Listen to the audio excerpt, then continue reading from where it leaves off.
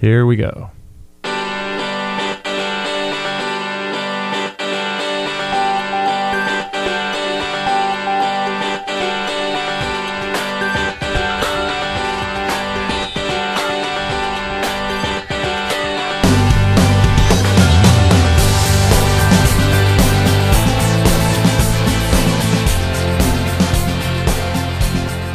Well, thank you so much, everyone, for joining us on another edition of Extreme Health Radio, this post-Christmas edition. I hope you all had a wonderful, wonderful Christmas holiday, and it was a really, really great time off for you and your family.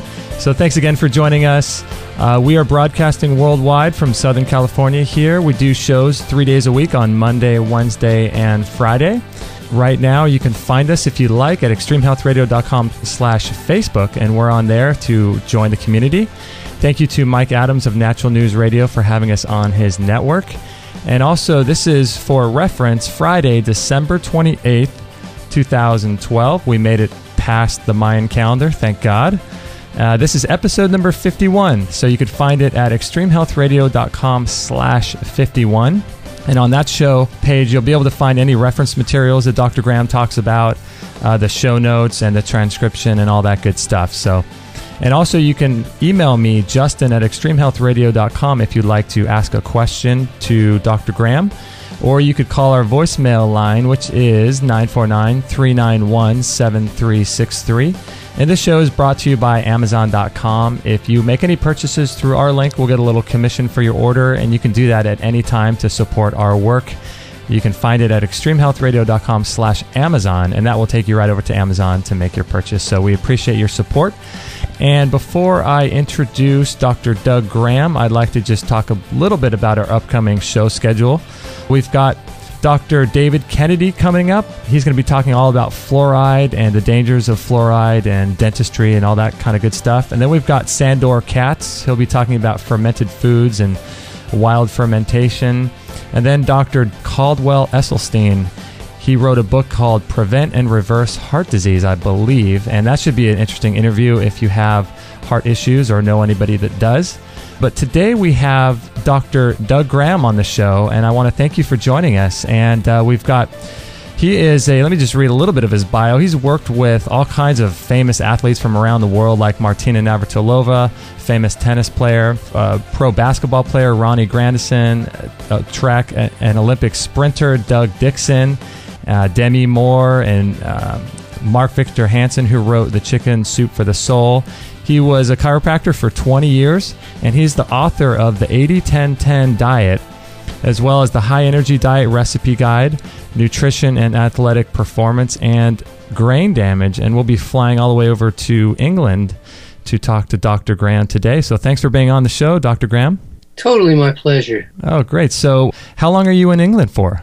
I'm in England about half the year each year. Okay. So are you just starting out, or are you just wrapping up? Well, I mean, there's just happens it's the end of the year, so I'm just wrapping up. I'm just wrapping up, but I am getting ready to go down to Costa Rica for January and February, where I run a fasting and feasting event and an intern educational program, followed by what I call my walking tour of Costa Rica. It's a 2-week party where we take a walk every morning and do an educational lecture every afternoon, and have just the best raw food you could ever have for breakfast, lunch, and dinner. Oh, wow. So a lot of people are calling that fasting feasting now. Some people call that juice feasting and things like that. So you don't do what kinds of liquids do you do during the fast then?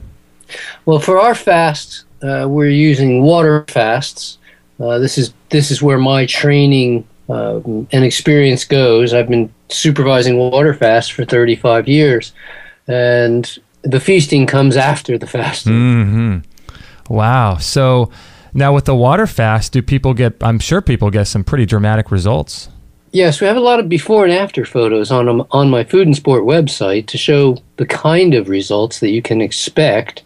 The changes are dramatic. We've seen people with serious disease come to fast to overcome disease, but I get just as many people now who are top and world-class athletes who come to fast because they know that it will help to improve their performance if they can improve their health. Of course, the the general person who just wants to look better, feel better, gain control of their eating habits, break some bad habits, initiate some new ones, do a generalized house cleaning. I equate fasting with resting.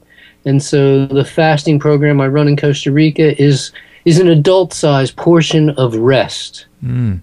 Yeah, fasting's very, very powerful, isn't it? To really give your body a rest and all of nature, seems to fast when they get sick and things like that. Fasting's really, really a powerful thing to do, isn't it?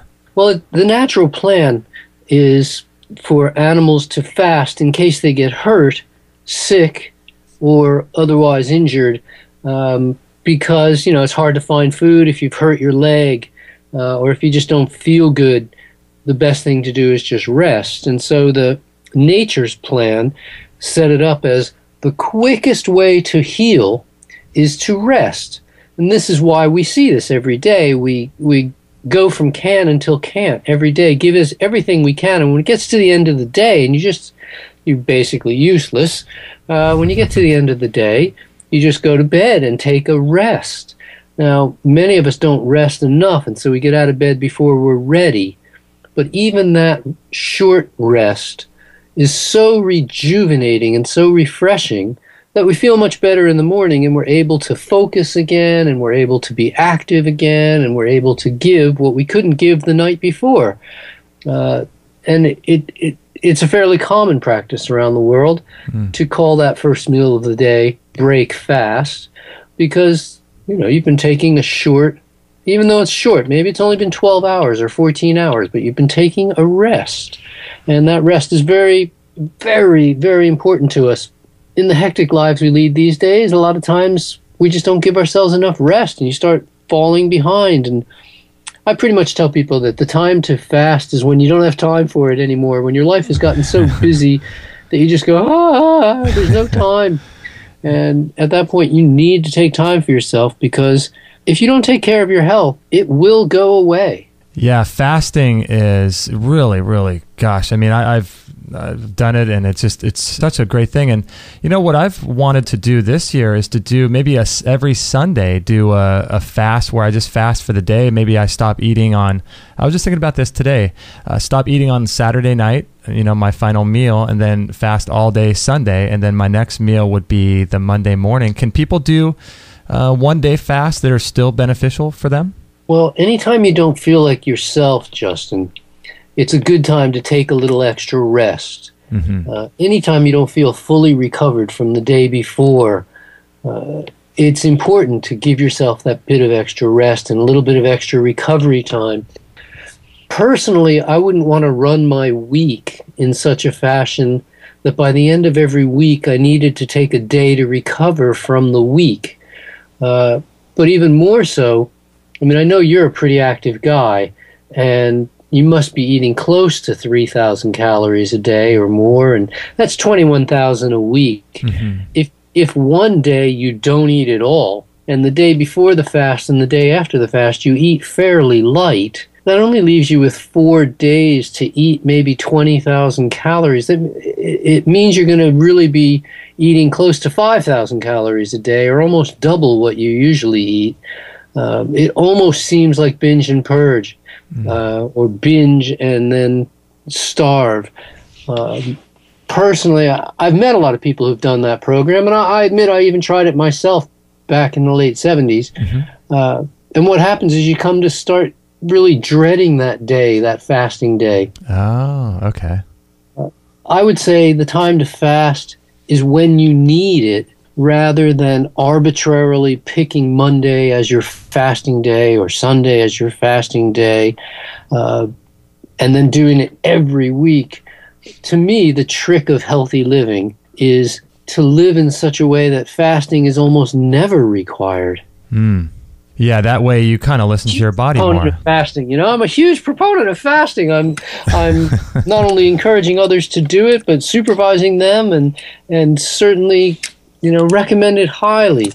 But I'd still say that the real trick is to live in a way where where you almost never need to fast. Yeah, that makes sense. And is there a trick or more benefits to fasting doing the water instead of, some people do, all kinds of different liquids, but you like to do the water fasts? Well, yes, it's not a trick so much as there is a rationale behind the idea, and that is that I look at rest as a continuum.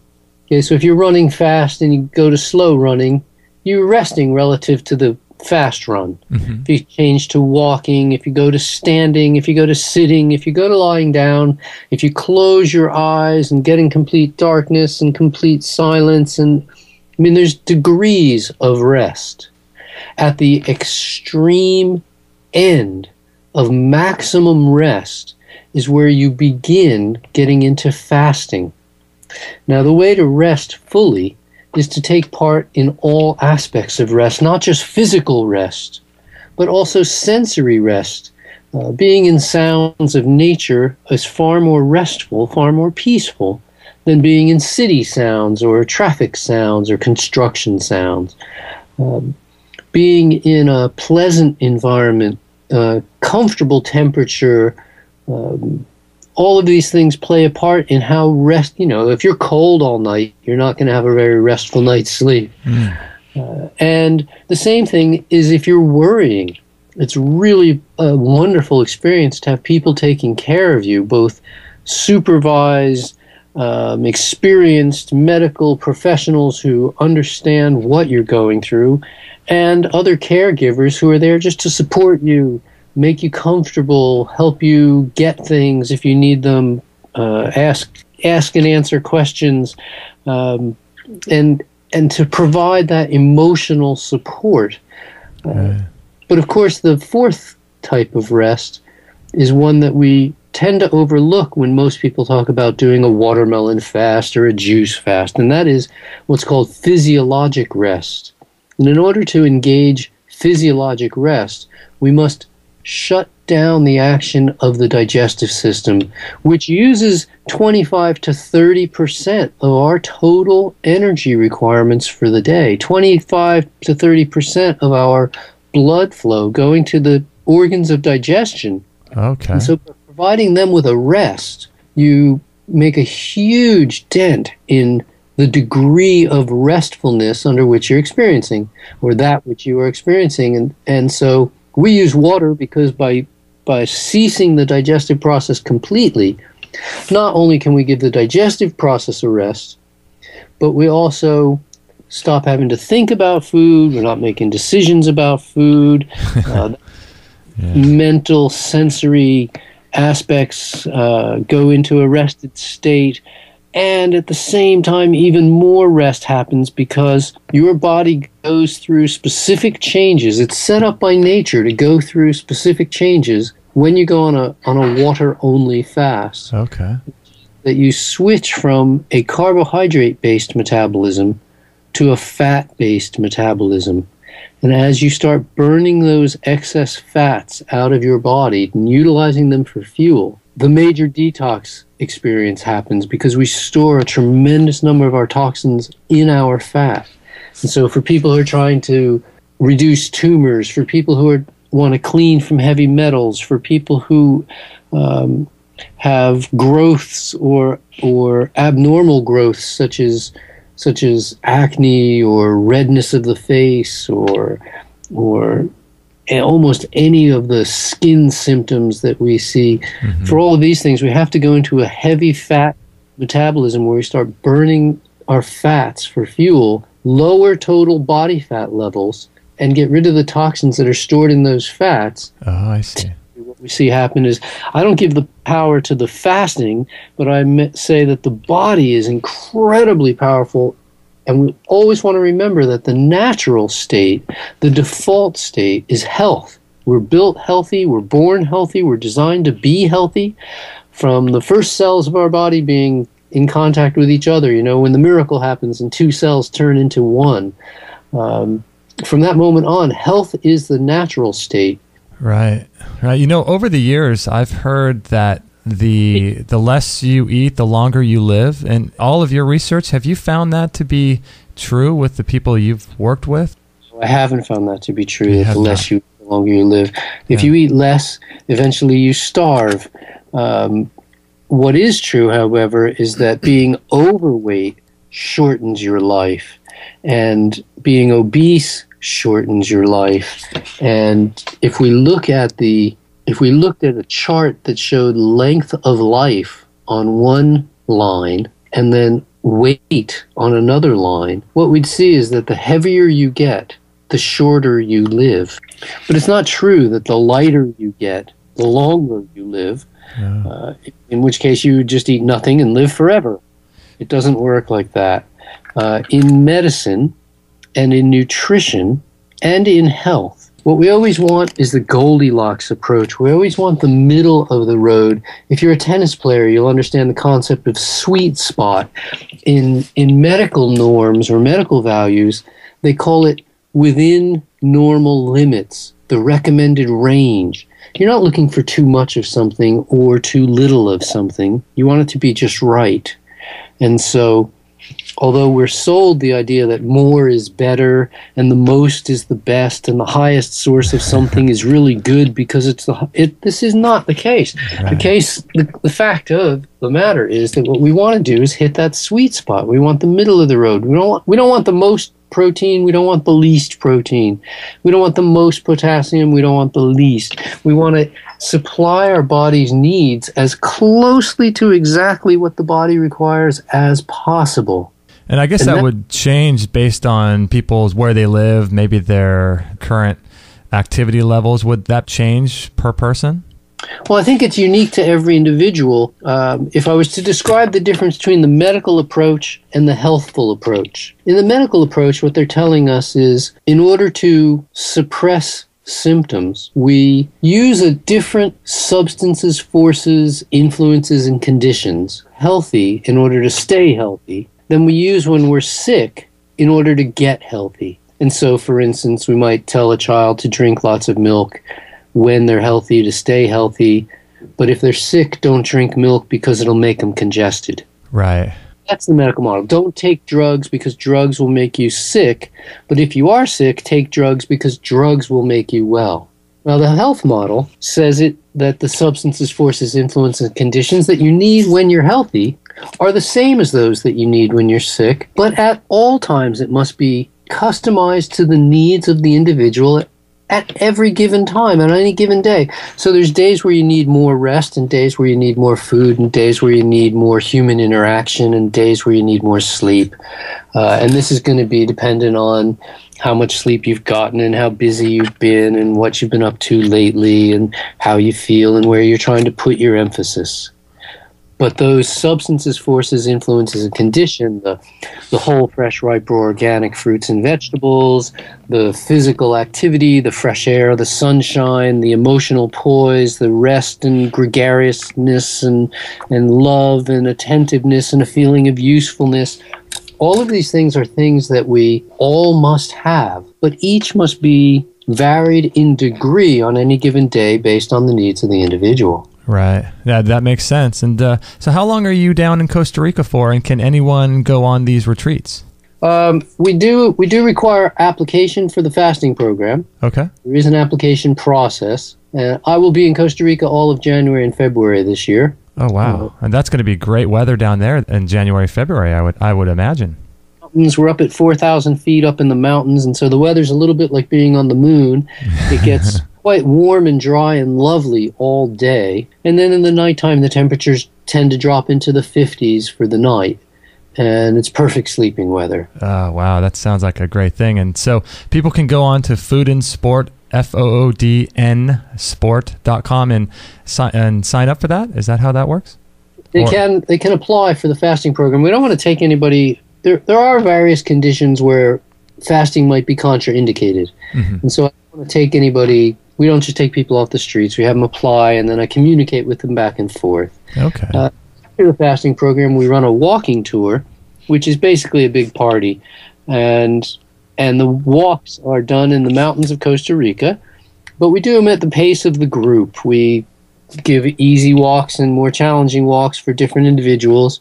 We break up into groups. We have a bunch of different walk leaders, and we take you out to see the surroundings and go on a dozen different hikes in the course of 2 weeks so that you can learn your way around. And they're all nature hikes. They're beautiful open trails, and the goal isn't to see how far you can get, but rather to see how much you can enjoy the trip and learn about nature as you're out there. And basically, we have breakfast, go for a long walk, come back and have lunch. So you don't have to carry anything. It's just a walk. Oh, that sounds like a lot of fun. We're with Dr. Doug Graham. His website is FoodnSport.com. It's FOOD, the letter N, sport.com, FoodnSport.com. So check that out. And we'll be right back after this break. Hey guys, if you've been following our work for any length of time, you know that I'm a big fan of raw food. I did a raw food diet actually from 2003 to 2010, 100%, and I loved it. And raw food is a huge part of my diet, and I just love it. And if you're interested in making healthy, really amazing raw food dishes without spending hours and hours in the kitchen, I would highly recommend checking out a program put together by Russell James called the Raw Chef Program. You could check it out at extremehealthradio.com/raw chef. And I have to say, it's absolutely incredible. I have it, and it's got hundreds of hours of video, professionally done video, along with workbooks and PDF files. And he walks you through how to make the most amazing, delicious raw food meals that don't take forever. Everything from mock pizzas and pasta to ice cream to cheese to fluffy bread, if you can imagine it. It's incredible. So I highly recommend you checking it out. It's you can check it out at extremehealthradio.com/raw chef. And I think you are absolutely going to love this program. So check it out now.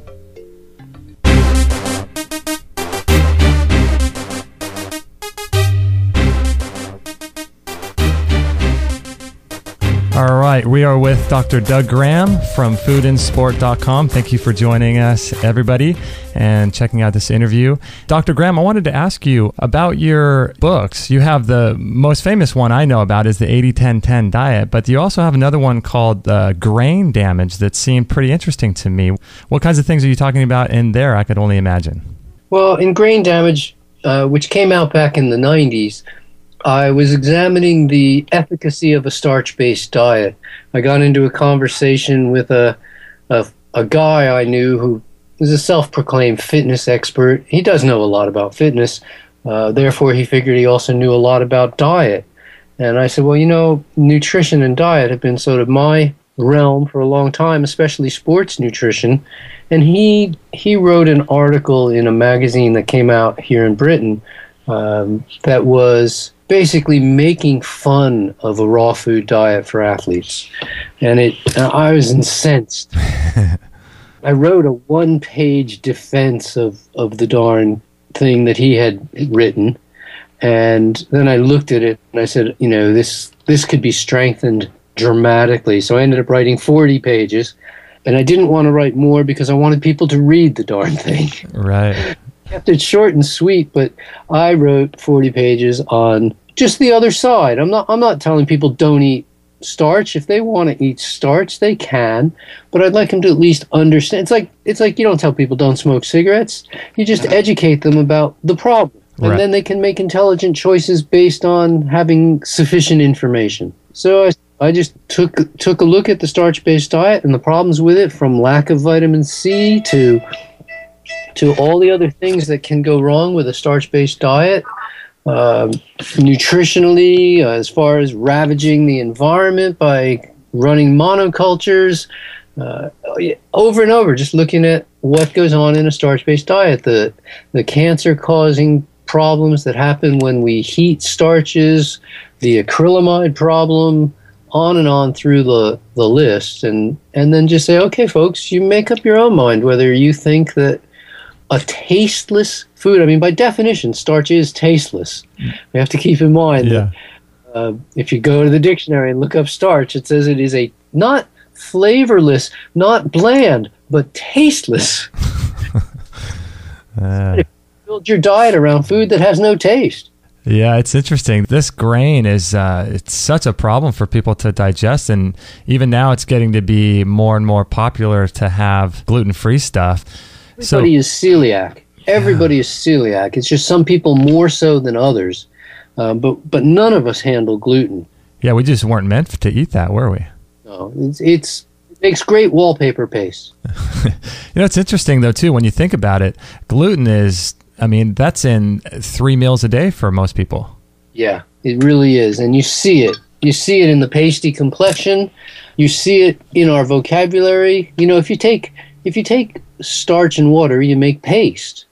And if you take starch and water and sugar, you make pastry. And if you take starch and water and eggs, you make pasta.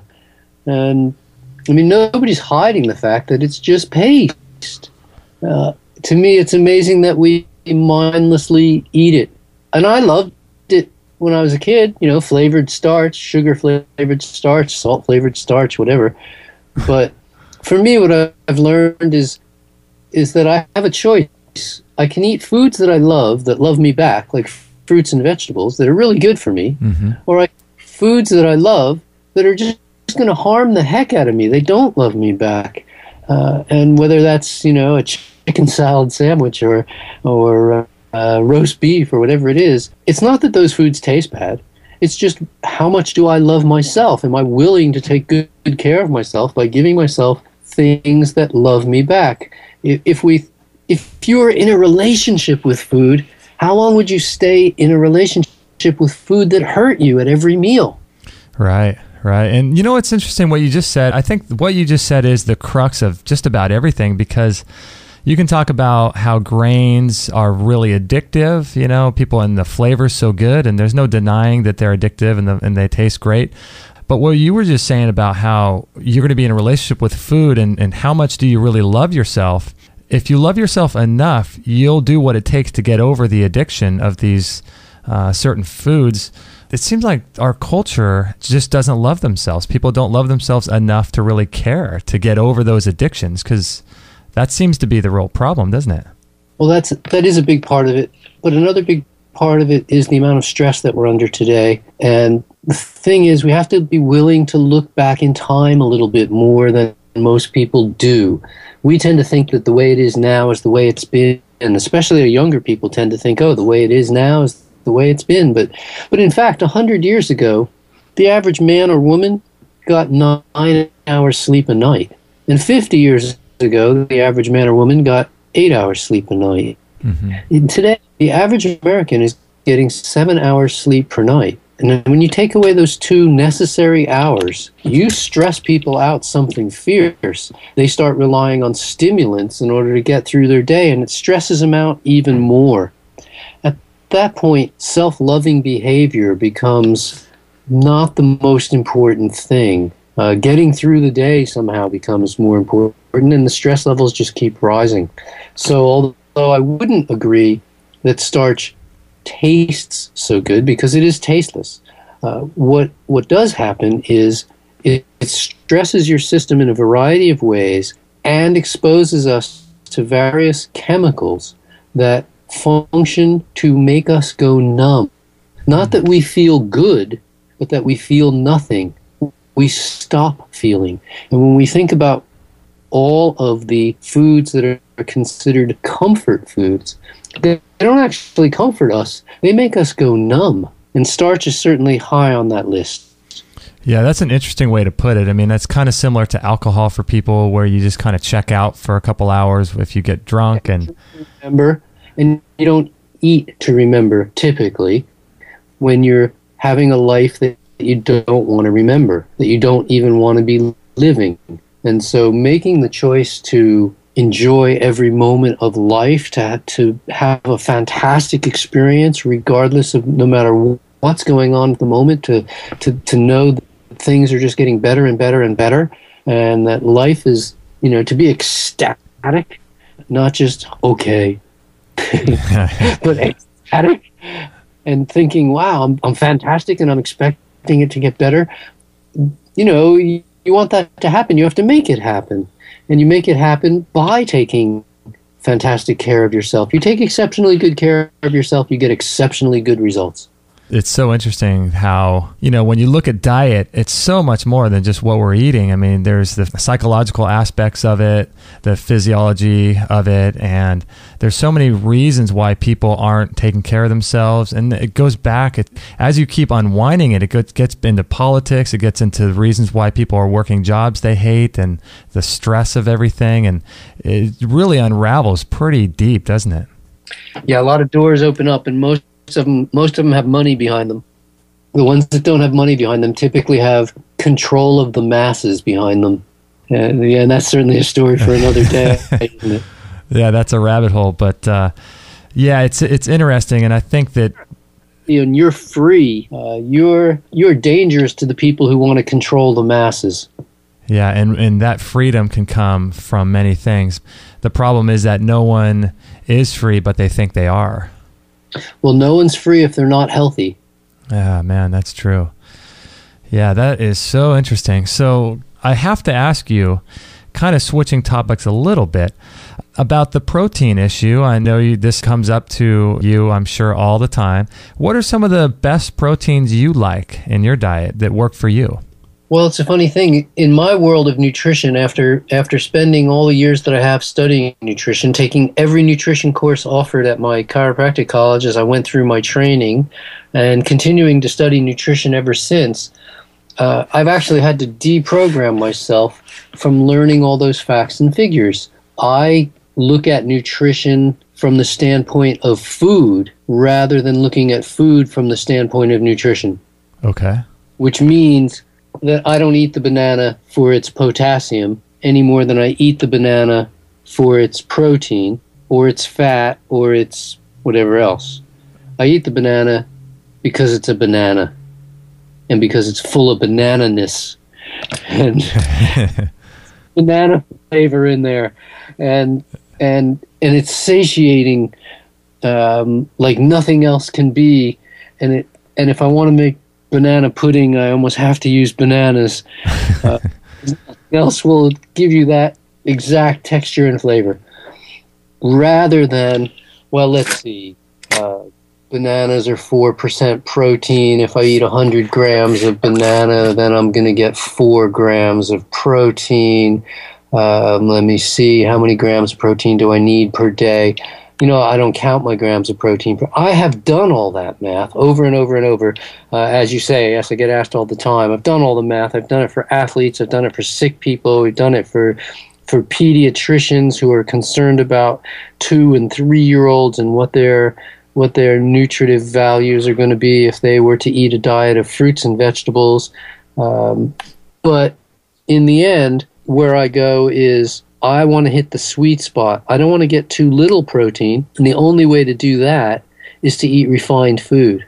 And I don't want to get too much protein, and the only way to do that is to eat refined food or stray from being a vegan. I understand that if you're not a vegan, you're going to grow up quicker, you'll get bigger quicker, but you're also going to grow tumors quicker. And all the other cells that you don't want to grow are going to grow quicker, and your prostate's going to enlarge quicker, and everything else. So for me, the protein issue becomes a non-issue. What I want to do is I want to eat more than 3% of my calories from protein, which all whole foods offer. And I don't really want to go over 10% of my calories from protein. If I eat a diet of fruits and vegetables, I get about 7% of my calories from protein, and I'm covered. All I have to do is eat enough calories to hold my weight. There you go. Yeah, that way you're not counting protein and grams and doing that all, that kind of stuff all day long like so many people do. You're doing a much more natural way of doing it. Well, oddly enough, it's a piece of history that most people don't know, that the original recommended daily allowances were done in a brilliant way. The scientists did something brilliant, but they also did something stupid. The brilliant thing they did was they said, let's look at a typical diet, and then we'll assess the nutrients that are in that diet, and then we'll call those the recommended daily allowances for each nutrient. That was brilliant. But the stupid thing they did was they used a standard Western diet. Oh, okay. had they done the exact same thing with a diet of fruits and vegetables, they would have come up with different recommendations, different normal values, and then you'd see that most people are eating way too much protein, or most people are eating way too much fat.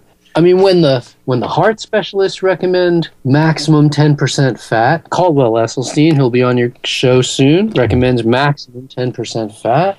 When the heart specialists recommend 10% fat maximum, when the cancer specialists recommend 10% fat maximum, when all the sports nutritionists recommend 10% fat maximum, you start looking, going, when the medical people are saying 10, maybe 15% fat maximum, until you go beyond a point where you see predictable health and performance decline. The oxygen saturation of the blood starts going down. You know that little thing you see on the tip of people's fingers when they're in the hospital? It measures blood saturation. It's called a pulse oximeter. And if you eat a really fatty meal, you can watch your hemoglobin levels of oxygen go down. Oh, okay. When oxygen can't get through your bloodstream, well, this is how we set up the stage for cancer. This is how we set up the stage for poor athletic performance. People get out of breath when they can't transport oxygen. At the same time, when fat levels go beyond 10%, you can't transport glucose through your bloodstream. It can get into your bloodstream, but it can't get out. I mean, this is the very definition of diabetes. And so if we want to set up heart disease, cancer, and diabetes, all we have to do is raise dietary fat intake above 10% of calories. Well, if you eat a diet of fruits and vegetables, your fat intake is going to end up somewhere around 7 or 8%. Okay. The rest is carbohydrate. We are built to burn carbohydrates as our predominant fuel source. Now, I'm a big fan of avocados. Those are all fat, aren't they? Well, avocados, depending on the type of avocado, but your California Hass avocados, which truly came from Mexico originally, but your California Hass avocados run in the 80s, depending on the avocado. Usually in the middle 80s% of their calories come from fat. Yes, they're not off the program by any means. As we said, depending on how many calories you eat per day. For instance, if you eat 3,000 calories a day, 10% of your calories is 300 calories. Well, that's about how many calories of fat are in one Hass avocado. Okay. So some fats are going to be more detrimental or more taxing on the body than other fats, obviously. Well, certainly animal fats are harder on the body than plant fats, and cooked fats are harder on the body than raw fats. But too much fat is too much fat, and when the fat levels rise, these predictable health parameters of inability to transport oxygen and inability to transport glucose both come into effect, and we can measure those on just avocados. You can still see the same thing happens. Yes, I agree. Avocado is a much better source. We tend to see that the plant fats are the easiest fats to digest. The fruit fats are easier still than the fats that come from seeds, and then the fats that come from nuts are the toughest for us to access. Oh, interesting. Wow, I was going to ask you about nuts. We are with Dr. Doug Graham from FoodnSport.com. And Doug, we got to take a quick break. We'll be back in about a minute and a half after this break with Dr. Doug Graham. I do a lot of weightlifting and lifting heavy weights at the gym, and I love it. But there's also another side to working out, which actually helps you increase the energy in your body. As you know, in our culture, just about everything is a stress to our body. It depletes us of life force energy and our energy in general, whether it's, coworkers or getting to work or dealing with difficult family members, things like that. All of these things cause stress and energy depletion in our body. And something like Qigong is a really great great way to help cultivate your inner energy. And it's been practiced by people in the East for thousands of years. It's put together by Tristan Truscott and Peter Ragnar. You can find it at extremehealthradio.com/Qigong, which is Qigong. And it's called Good Morning, Good Evening Qigong. And I highly recommend getting this product. It comes as a physical product to your house with really great DVDs and workbooks on how to do this ancient art of cultivating your inner energy and building that core energy of your body. And it's been practiced, like I said, for thousands of years. So I highly, highly recommend checking it out. If nothing else, just go to extremehealthradio.com/Qigong, Qigong, and get on their mailing list because they'll send you lots of free information as well. So check out Peter Ragnar. He looks amazing for how old he is. He's been doing this for like 60 years or something. It's really an amazing product. So check it out, extremehealthradio.com/Qigong.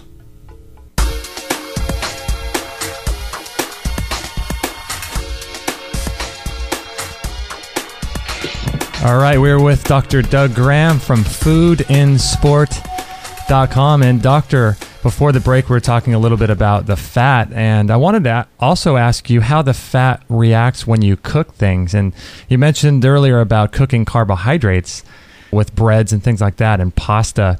How does cooking affect our health, and what does it do to the food that's such a problem inside our bodies? Well, several different things happen when you heat fats, but one of them is that they become sticky.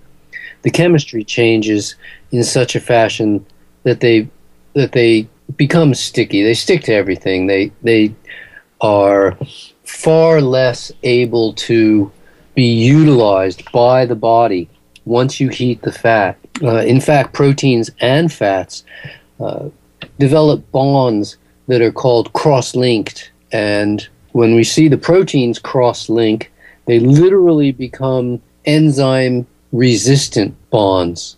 Whereas the fats, what we see happen when you heat fats, primarily what is affected are its antioxidant qualities. And so we oxidize the fats, we drive the oxygen off of them, we destroy the antioxidants, the natural antioxidants that are in the fats, and then we literally create carcinogenic substances. I remember back, I was in college when I first saw a picture of a bunch of food on a grill, you know, steaks on a grill, basically hot dogs and hamburgers on a grill, and the information underneath, well referenced information underneath, saying that when we heat the fats, they go carcinogenic, and that basically grilling causes cancer. Depends on the degree of heat. Obviously, the higher the heat and the more time you expose them to heat, the more the cancer-causing agents get going. But you also develop what are known as mutagens when you heat fats. And once again, this is exactly what it sounds like. It makes it increasingly difficult for the cells to reproduce themselves according to their original template. You enhance the production of mutation. This is counter to all requirements for health. So, I mean, heating fats is counterproductive as it can possibly be. What do you think is worse, heating a fat or heating a protein or a carbohydrate? I guess it would depend on what fat, protein, and carbohydrate you're heating, wouldn't it? And how you're heating it. Well, I think, you know, it's like, which is worse, shooting yourself in the leg or in the foot, or in the hand or in the head? Yeah. I don't know. The thing is that, once again, we go back to nutrition and look at it as evaluated by food rather than looking at food and evaluating it by nutrition, because we call bread a carbohydrate food, but it's got proteins in it and it's got fats in it. And we call a banana a carbohydrate food, but it's got proteins and carbohydrates, and there are very few fatty. Even an avocado has carbohydrate and protein. You know, so when you say, you know, if you're heating fats or heating proteins or whatever, you're really heating foods, and they have all those all those chemistry is inherent in them, along with all their antioxidants and all the phytonutrients, and all of those things are affected adversely through the. I mean, if you think back to the commercial back in the 70s, there was an old TV commercial where this guy drops an egg on a frying pan, and it says, "This is your brain. This is your brain on cooked food." Oh yeah, well, what happens is it's basically the Humpty Dumpty story, isn't it? It's when the egg hits the frying pan, chemical changes happen that are irreversible. Okay, enzyme-resistant bonds form, double-linked and triple-linked proteins, cross-linked proteins, and the body can't break these down. They become indigestible, and they become carcinogenic as we apply more heat, because the body does not recognize them as usable proteins. Now, granted, they said this is your brain on drugs, I understand, but they might have just as well said this is your brain on cooked food, because you become the same zombie either way. Yeah, I remember that, and it was just a really dramatic commercial. And so you're a proponent of whole, fresh, ripe, raw, organic. And you know what's interesting is I feel like a lot of people understand organic now. It's starting to get more in the mainstream. The whole, fresh, ripe, I think, is... I think Whole Foods fools more people than you would think. I think so, yeah. We use words like whole wheat bread and think it's a whole food. Or we steam a whole cauliflower and think we're eating a whole food, but we're not. By the time you've steamed it, you've changed it dramatically. You've driven off the water. You've broken cell membranes. It's not the same as what it was. And whole food is really whole. And it's an interesting thing. You know, I've spent hours talking about whole foods. Can you imagine what an egg without their associated nutrients? I'm sorry, Doug, you cut out. You said, "Can you imagine?" and then it cut out. Can you imagine what an empty calorie is? We use the phrase empty calories. Right. You know, and empty calories are calories without their associated nutrients. But nobody uses the phrase empty nutrients. Nutrients that have been separated from their associated nutrients or separated from their associated calories. And these are just as important. A vitamin A tablet isn't a nutrient. Come on. This is an isolated, pharmaceutically pure, endless shelf life, meaning it can't go bad because it's already gone bad. It couldn't be more refined than what we call a supplement. I don't think of these as supplements at all, and they're certainly not part of a whole food diet. Right. And so when we look at empty calories and people go, "Oh, well, sugar is an empty calorie." Yes, of course, we understand that white sugar or white flour could be looked at as empty calories, but so can a bottle of oil, because it's a calorie source and it's been stripped of all its associated nutrients. So could a can of protein powder. Right. It's protein without its other nutrients. It is empty calories, and I'm really big on... Basically, what I'm talking about is back to basics. I'm taking what the scientists have told us and what the hipsters have told us since we got interested in this stuff, which was eat whole foods, fresh is best, bottled, bag, boxed, canned, frozen, fresh is best, and that ripe foods always taste better than their unripe counterparts, and they're more nutritious for us. Eat plants, folks. Organic is the best way to go. It's the way we've always gone throughout history, except in the last 60 years. There's only been conventional produce for the last 60 years. And it's an experiment that we tried. It failed. It's time to stop and go back to organic. You know, humans are brilliant. We have the ability to say, I wonder what if, and then we can follow through on that. I wonder what would happen if I split this atom. Well, we can find out. And then some experiments, we go, you know what? Let's not pursue this any further. The answer to our nutritional problems is not deeper and deeper nutritional chemistry and deeper nutritional technology. The answer is to go back to basics. Nature already set up a perfect plan that has gone on for millions, if not billions of years, and animals have survived and plants have survived brilliantly through that time. Whole, fresh, ripe, raw, organic plants. The scientists tell us eat 10% fat as a maximum. The sports scientists tell us eat 10% fat as a maximum. The health professionals tell us eat 10% fat. So all I'm saying is let's just go back to the basics. Gee, I wonder what would happen if we did what people actually said. Eat more fruits and vegetables. Yeah, I know. I wonder what would happen. Maybe we would get rid of our heart disease and cancers and all kinds of stuff, you know? Exactly. Imagine that. Maybe we'd be happy enough to take good care of ourselves then. We'd want to feel and stop wanting to numb ourselves, and then we could give all the goodness that we love to give to everybody else. That would just be so great. So do you think there's any issues with the hybridization of foods and maybe the like seedless watermelons and things like that, or are those not much of an issue, do you think? To me, hybridization is the norm in nature. All plants and all animals on the face of the earth are hybrids.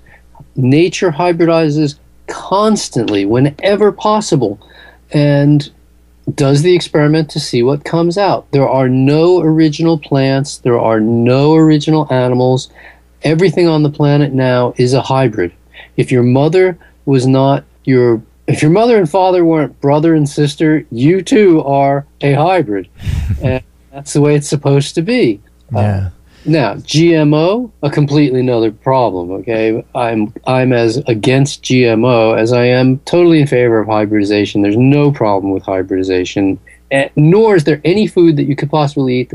The heirloom tomatoes only are seeds that go back about 100 years. They're all hybrids. That's why there's 50 different varieties of heirloom tomato. They didn't all come from, 50 different places. They came from an original tomato.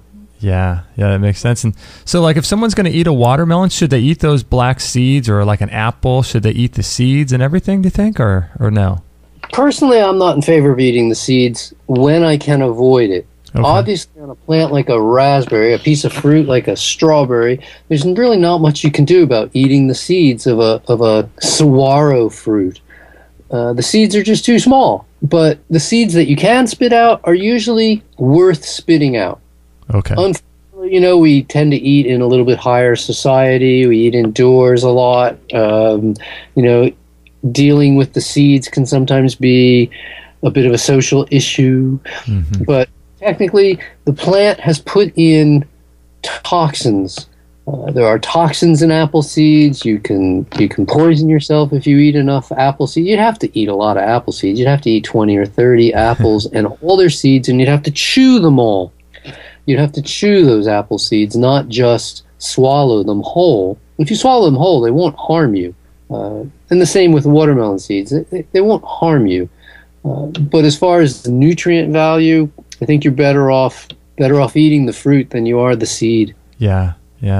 So what about food combining? There was a book I read many years ago. What was it called? I think it was called Fit for Life, and it made a big thing about food combining. Do you follow any food combining principles these days or advocate any of that kind of stuff? Well, the food combining guidelines are traditionally about your consumption of starchy foods. And since I don't eat any starchy foods, it's relieved a lot of that pressure. But if I'm going to eat fatty foods, especially nuts or seeds, I tend not to eat them with ultra sweet fruits. So although the taste of dates and nuts is very nice, I find for me it just doesn't digest very well. Okay. I'm very careful of juicy fruits and tough to digest vegetables, so I'm not going to take watermelon and broccoli and make a sandwich out of those two. Yeah. I tend to, although I didn't want to, I couldn't argue with the fact that when I eat one food at a time when I'm hungry until I'm full, my digestion is best. So if I eat bananas for a meal, or persimmon for a meal, or apples for a meal, or mangoes for a meal, or if I include some neutral vegetables with them, such as celery or cucumber or lettuce, that the more simply I eat, not only does it taste better to me, but it leaves me feeling better afterwards. I would have to point out the phrase that nothing tastes as good as feeling good feels.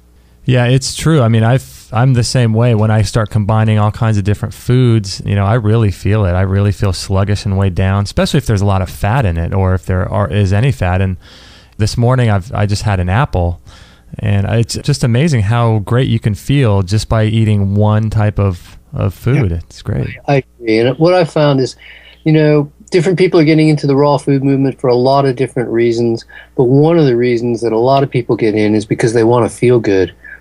With every decade of life, it becomes increasingly important that we take better care of ourselves than we used to. So I'm finding now that, I really, really cherish taking great care of myself.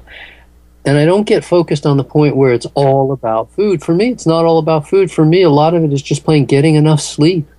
For me, that's one of the biggest things, is if I can get enough sleep, almost everything else is not that important. But I've already got 35 years of just eating raw food. That's become automatic for me. I don't have to think about my food at all. Yeah. But I have to make a point to get enough sleep. I have to make a point to get enough time with other people so that I'm always happy that I'm comfortable in my gregarious nature. Right. Yeah. Once you kind of dial in your addictions and your food, and you really, really get into a diet that works, you can kind of forget about food. It kind of becomes second nature, like you said, and so do you do any juicing? I wouldn't imagine, because it wouldn't be a whole food, would it? Exactly. I mean, whole food means whole food, and juices aren't whole foods, and they're not better than whole foods. By removing the fiber is an important nutrient, an essential nutrient. Without the fiber, not only do the sugars get uptaken far more rapidly, but the fiber regulates the speed at which the food passes through you. Food is supposed to go through at a designated speed, and that designation affects the nutrient uptake of all the different nutrients, and it affects the way that the various bacteria throughout the system can work on the food. When we drink juices, the food's going through us at the speed of water, and this is often hundreds of times faster than it would be were we to eat the food. I mean, when you think about how fast you could drink a quart of carrot juice, and how long it would take you to eat those 5 pounds of carrots. I mean, it would basically take you a day to eat 5 pounds of carrots, but you can drink a quart of carrot juice in a minute. Yeah, and so blended probably would be a step up from juicing in terms of being a whole food, but it's still processing. I actually teach a course in culinary skills just for the 80-10-10 diet. Every September we do a full week's program, 80-10-10 Culinary Skills Program, where we teach people how to create the flavors, the textures, the colors, the design, and of all the different foods they could ever want to make, how to deal with the storage issues, focus on the nutritional needs of what are known as special needs groups, from geriatric to pediatric to various health concerns, or people want to lose or gain weight, athletes, and on through the various specialty groups, so that the chefs can make food that is appropriate. You're going to have people over. I want to have people over. I'd like to wow them with my food. I don't want to just put a bunch of apples on the table. These sliced up apples and just tell them to go at it. We'll have apples. But when people who are brand new to raw food, or maybe never had it before at all, I want to make something for them that they can relate to in a way. I want to make it easy enough to chew because they're not used to chewing that much. I want to create dense enough food because they're not used to eating that much volume. I want to create enough choice in case they find one thing they don't like that they can eat some. We had some people come over recently, and the first 3 things I made, one guy didn't like. And it just by luck, the 4th dish, when I brought out the 4th dish, he just thought that was the best thing ever. Most of it. He ate a massive quantity of it. But until then, I was getting very concerned that he was going to leave my house and then go out to dinner. Go out and get a steak or something. I don't know what to get, but, it was fun to see him by preparing in advance and preparing completely different dishes. and having soup and salad and some fruit beforehand and different textures and different flavors. Eventually I got to one that he really liked, and he could relate to it and eat it to his heart's delight, and everything was well in the world. So that's great. So this program that you teach for culinary skills and things, can people find that on your website? Sure. Culinary Skills Week in Sedro-Woolley, Washington. I think this year it's the 3rd week of September. Oh, wow. Okay, so people can go up or go online and kind of register for that. Yeah, we have a page. You can do all about the events. We don't want to surprise or sneak anything on anybody. They can ask as many questions as they want. We have the biggest raw food FAQ on the web. We want people to get the information. Right. Wow, that's great.